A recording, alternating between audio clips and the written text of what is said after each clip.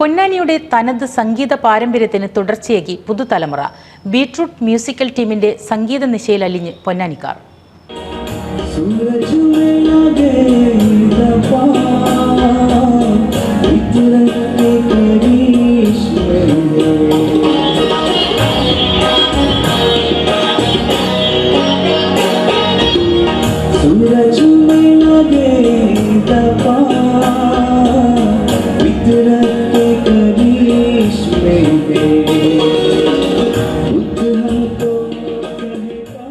പതിറ്റാണ്ടുകൾക്ക് മുൻപ് രാവേറുവോളം പൊന്നാനി ടൗണിലെ കെട്ടിടങ്ങളുടെ മച്ചിൻപുറങ്ങളിൽ നിന്നും ഗുലാം അലിയുടെയും നുസ്രത്ത് ഫത്തേഹ് അലിഖാന്റെയും മുഹമ്മദ് റാഫിയുടെയും മധുരമാർന്ന ഗസലും ഖവാലിയും ഹിന്ദുസ്ഥാനി സംഗീതവും ഉയർന്നിരുന്നു.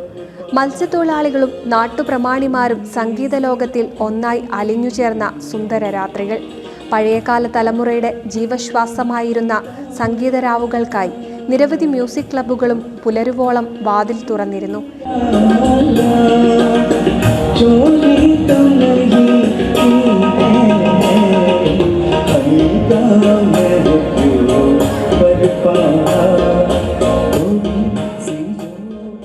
എന്നാൽ കാലക്രമേണ പൊന്നാനിയിലെ മ്യൂസിക് ക്ലബ്ബുകളെല്ലാം പതിയെ നിശ്ചലമാവുകയും പൊന്നാനിയുടെ സംഗീത പാരമ്പര്യം ഓർമ്മകളിലേക്ക് മടങ്ങുന്നതിനിടെ ഇതിനെ തിരിച്ചുപിടിക്കുകയാണ് നാൽവർ സംഘം.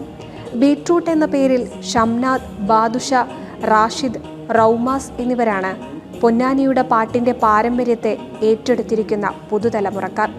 ഇവരുടെ ആദ്യ സംഗീത നിശ കോടമ്പിയെ റഹ്മാൻ അനുസ്മരണ ചടങ്ങിനോടനുബന്ധിച്ച് നടന്നു.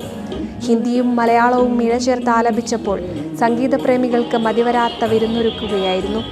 മുഹമ്മദ് റാഫിയുടെയും കൊച്ചിൻ ഉമ്പായുടെയും ഗസലുകളും സിനിമാ ഗാനങ്ങളും മാപ്പിളപ്പാട്ടുകളും വേദിയിൽ പെയ്തിറങ്ങിയപ്പോൾ മധുര മനോഹര സുന്ദര രാവിൽ എല്ലാം മറന്ന് ആസ്വാദകരും ഒപ്പം ചേർന്നു.